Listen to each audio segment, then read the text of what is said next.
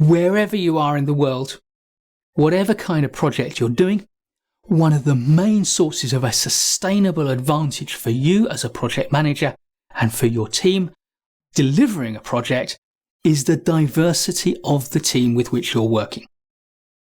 So in this video, I want to talk about how to support diversity and inclusion in your team.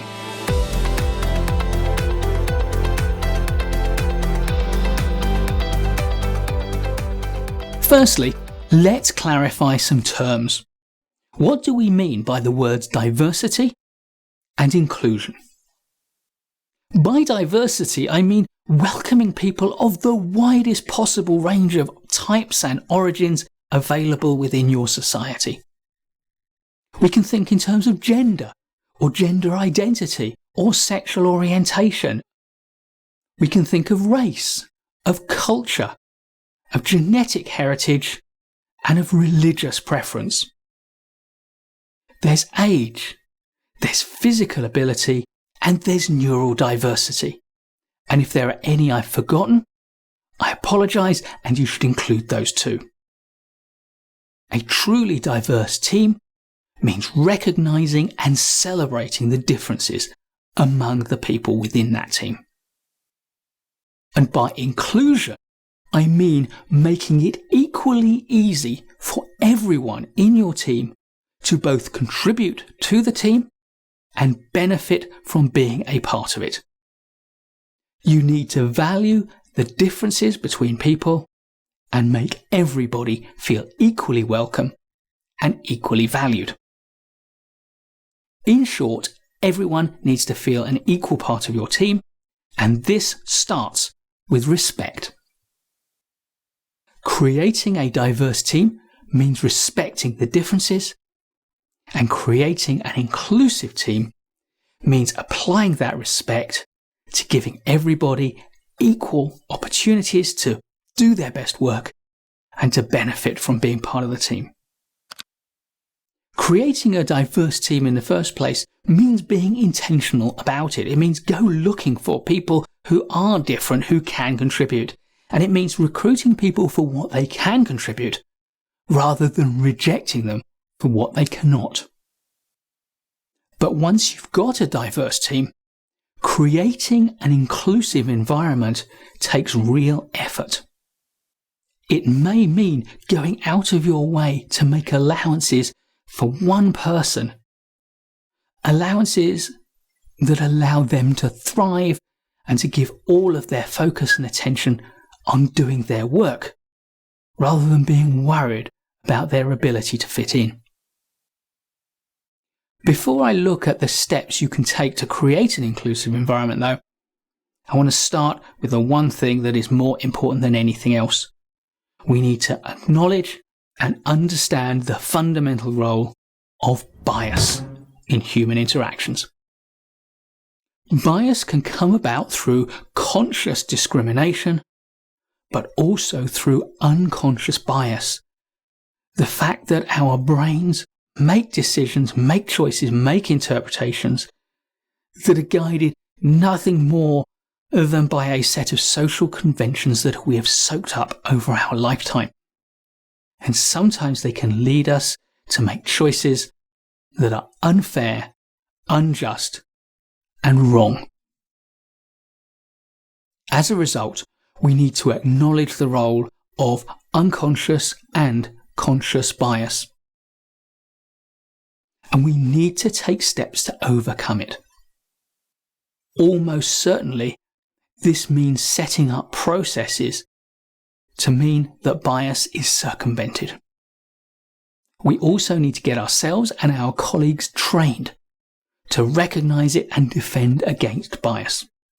And we can never relax our vigilance.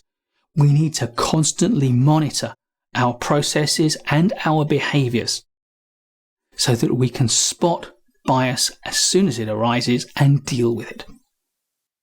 Now, a lot of work that needs to happen to create diversity within an organisation and to allow for inclusive environments needs to be done at the organisational level, but there are some essential steps that you as a project leader can take to encourage diversity and to build an inclusive environment within your project.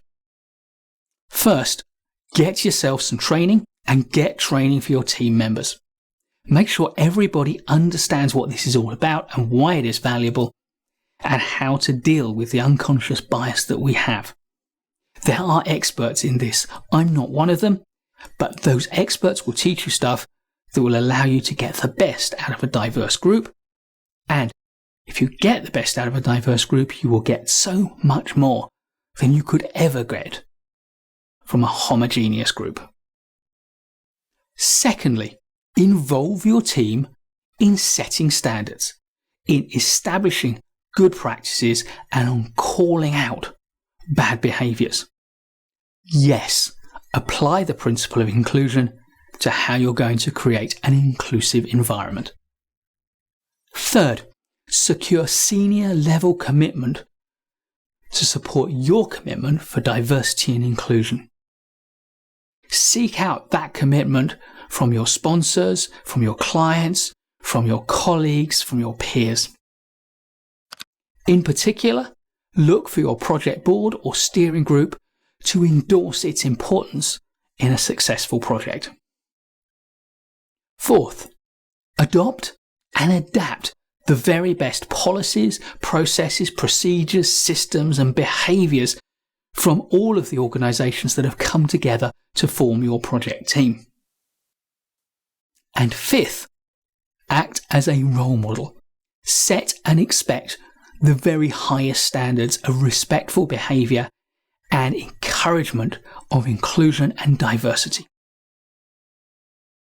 You can support these 5 steps with a large number of practical everyday activities and choices. Firstly, you can mix up your teams and your sub-teams to deliberately create diverse work groups.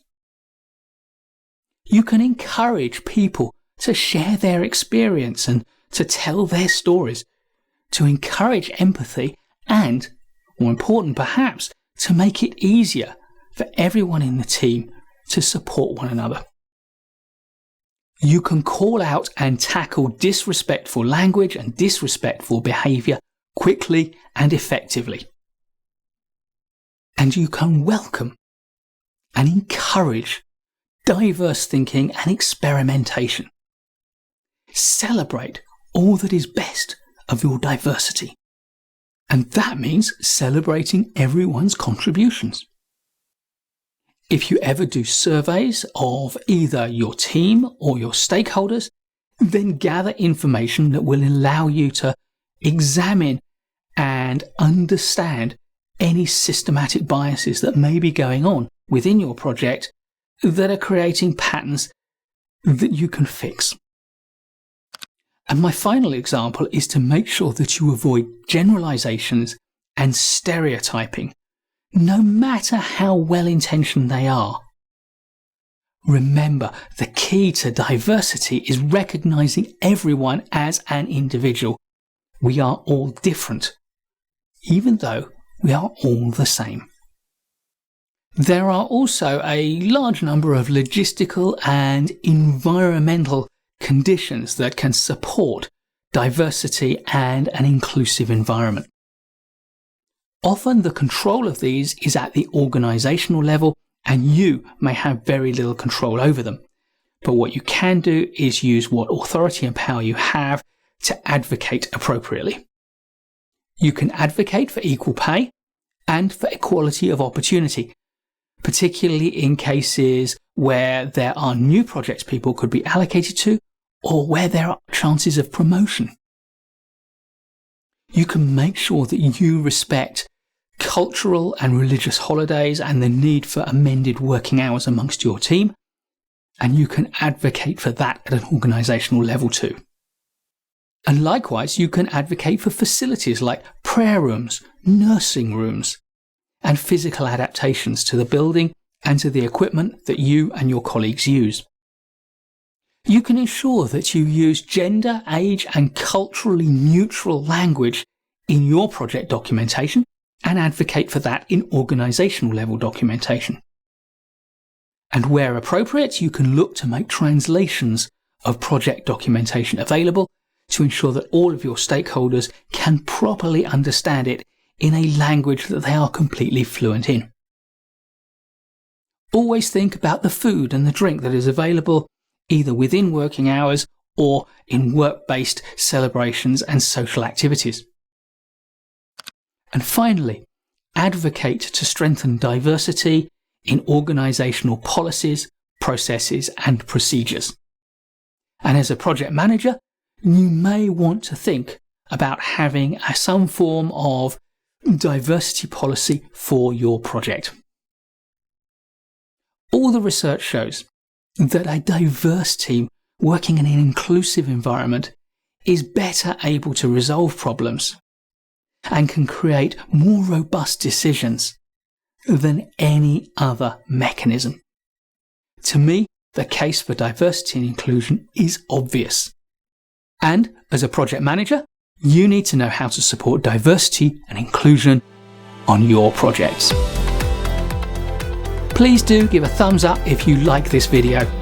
There's loads more great project management videos to come, so please subscribe to the channel and hit the notification bell so you don't miss any of them. And I'll look forward to seeing you in the next one.